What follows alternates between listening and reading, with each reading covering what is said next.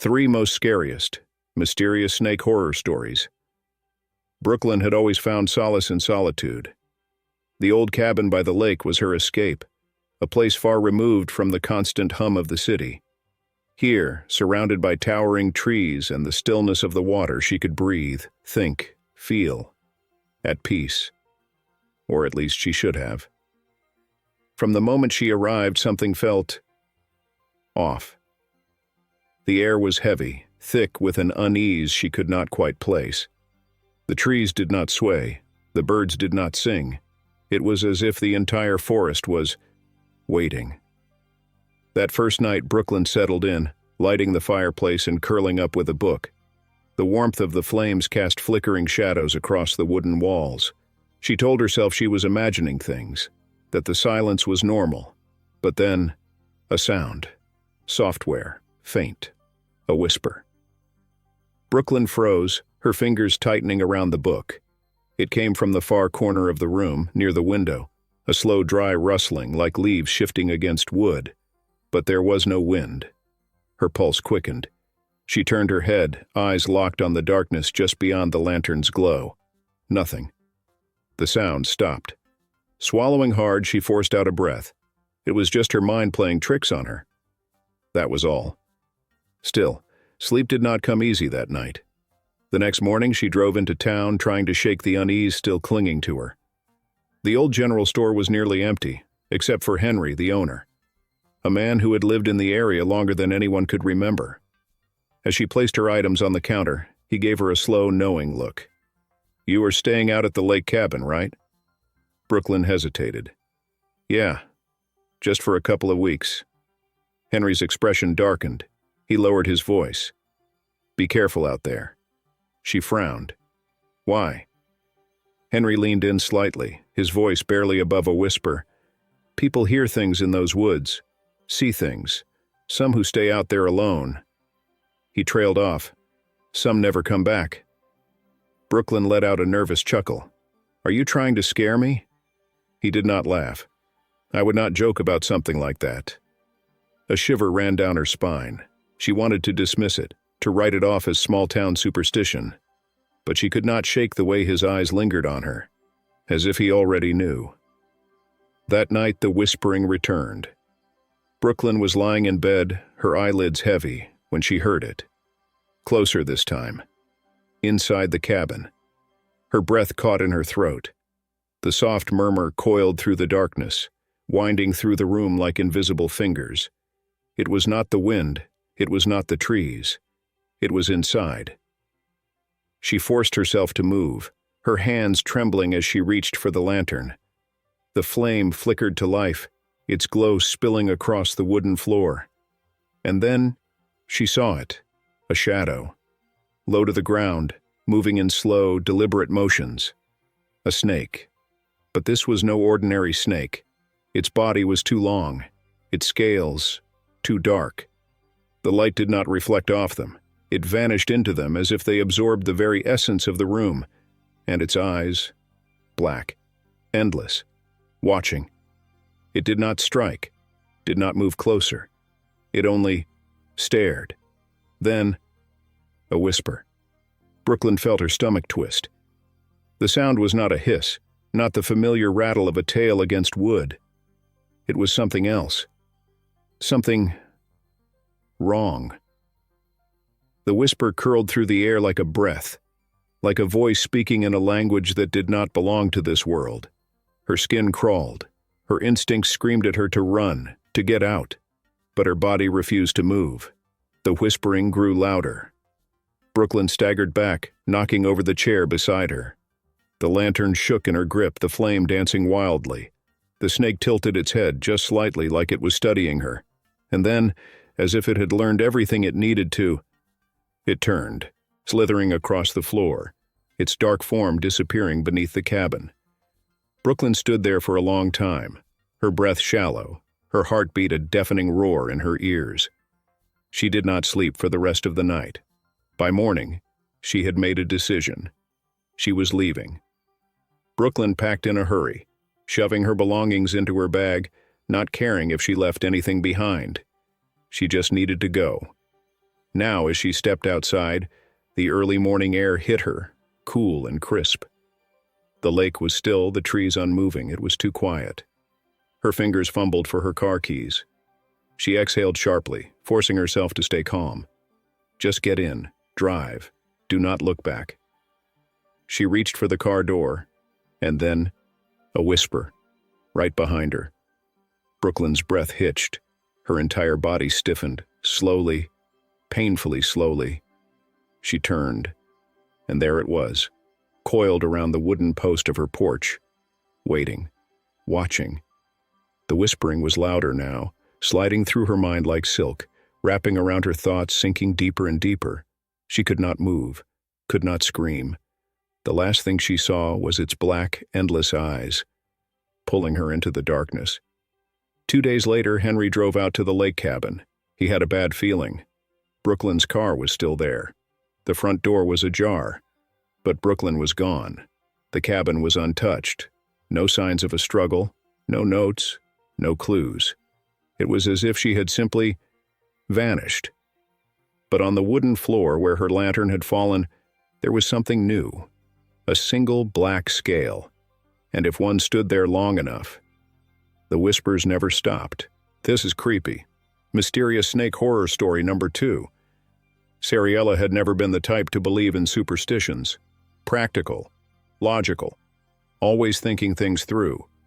She did not waste time on things that didn't make sense. But that night something changed.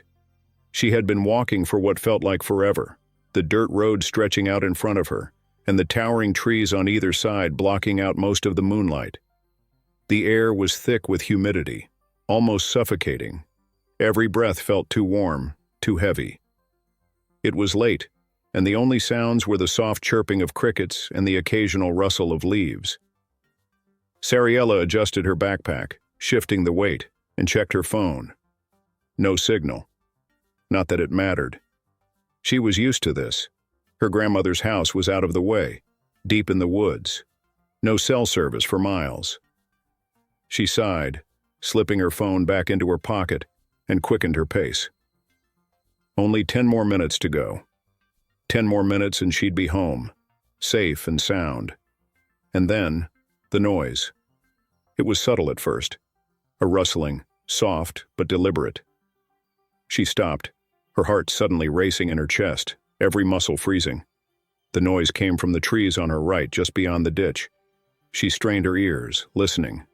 Was it the wind? A bird? No, it was something heavier, something that didn't belong. Her breath caught in her throat. Something was out there. She shook her head, trying to force the fear away. It was just a raccoon, or maybe a deer. Nothing to worry about. But something didn't sit right. She began to walk again, quicker this time, her footsteps echoing in the silence. The sound of the rustling faded. For a moment it seemed like everything was calm again. But then it came again. The dragging sound, slow, deliberate, closer now. Her heart hammered in her chest. Sariella stopped dead in her tracks. Her eyes darted to the trees. There was nothing there, but her skin prickled. That feeling, she could not shake it. Something was out there. And then she heard it. The sound of something moving, slithering. Her breath hitched, her eyes scanning the dark, searching for something. Was it a snake? No, it could not be. The trees were far too thick for a snake to move through. But the sound, it was unmistakable. She took a cautious step back, her gaze flickering to the side, her heartbeat now thudding loudly in her ears. There, just at the edge of the darkness, something shifted. Something long, something massive. Sariella's blood turned to ice. A snake, a huge snake. It slithered into the dim light, its body twisting like an enormous coil of shadow. The moonlight barely touched it, but there was no mistaking the shape. It was long, far too long. And the way it moved, so smooth, so silent. Her mind screamed at her to run, but her body refused to listen. She stood frozen, her breath shallow, her hands shaking. The snake. No, it was more like a serpent. Stopped. It was still, watching her. Its dark, gleaming eyes locked onto hers, unblinking. A chill ran through her. Her pulse quickened. It knew she was there. It knew she was watching. For a moment, everything seemed to slow down. The world held its breath. And then, the serpent moved. Faster than she thought possible. A blur of scales. The sound of slithering grew louder, closer, until it was right behind her, brushing against the ground like a whisper. Her heart stopped. Sariella did not dare turn around. She could feel the weight of its presence. She could feel its eyes on her back, waiting, watching, closing in. Run. She didn't need to think. Her legs moved before her brain even processed what was happening. She ran. Her feet pounded against the dirt road, the sound of her own footsteps deafening. She glanced back once, and saw the glint of the serpent's scales, the way it slithered with an unnatural speed, matching her pace. It was chasing her. Her breath came in desperate gasps as she pushed herself faster, her legs burning, her muscles screaming. The house was just ahead. She could see the porch light flickering in the distance, like a beacon calling her. If she could just reach it. And then, a hiss. The sound stopped her cold. She had made it to the porch steps. She had reached safety. But the hiss, sharp, piercing, cutting through the night air, sent a jolt of terror through her entire body. She fumbled with the key, her hands trembling so much she could barely grip it. Her eyes darted to the trees behind her, expecting the serpent to appear at any moment. She found the key. Finally. The door swung open and she stumbled inside, slamming it shut behind her, her chest heaving, her heart racing. She leaned against the door, shaking, her mind a blur of fear and adrenaline. It was over. She was inside. She was safe. But then, there was a sound from outside. A soft, almost imperceptible sound. The serpent. It was still out there. Sariella moved toward the window, her breath catching in her throat. She forced herself to look. The porch light illuminated the yard, casting long shadows in every direction.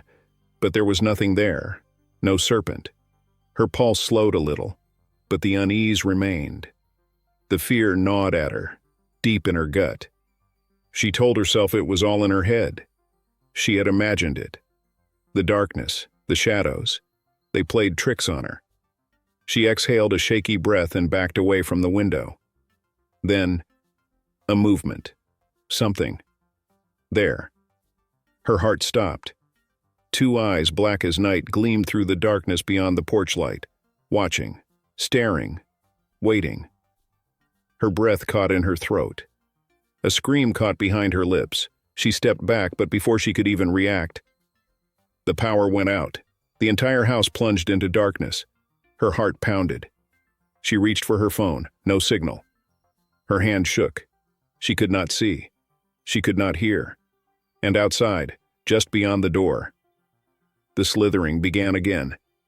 A slow, deliberate sound getting closer, closer, closer. And in the darkness, she knew she was not alone. This is very horrifying. Mysterious Snake Horror Story number 3. The night hung heavy with silence.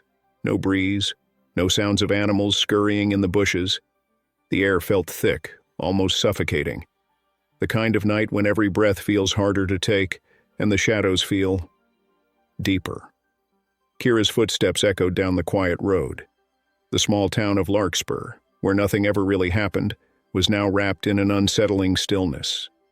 It was the sort of night that made her skin crawl, the kind where even the familiar seemed wrong.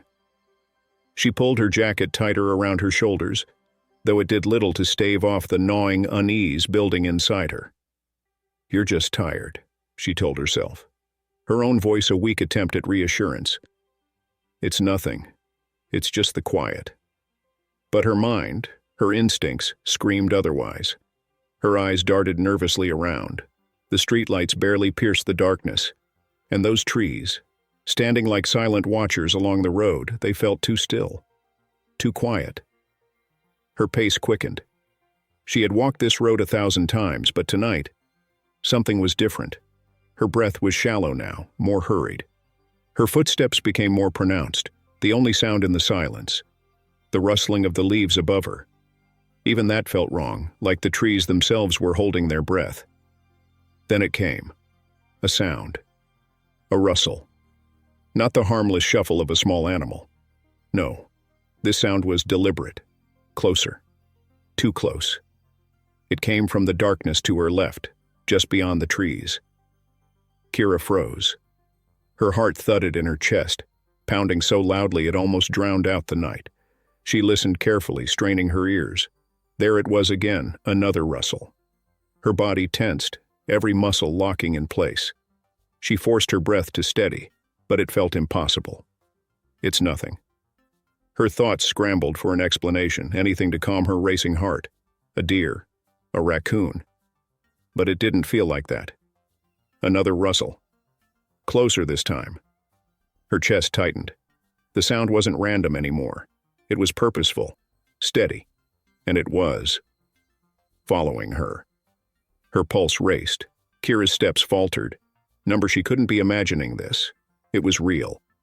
That moment stretched out, an eternity. The rustling came again, but now it was unmistakable. There was something big, something moving through the underbrush behind her, something deliberate. Oh God, she thought, her mind racing. What is that? Kira swallowed hard, her throat dry. Panic gripped her chest. She forced herself to move, to take a step. One foot in front of the other, but her feet felt like they were made of lead. She wasn't sure if she was walking, running, or just stumbling. It wasn't just the sound anymore. It was the feel of it. The way it slithered through the air like a thing alive closing in on her. Her breath hitched.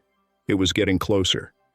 She could hear it now, each deliberate movement of something large, heavy, scraping through the undergrowth.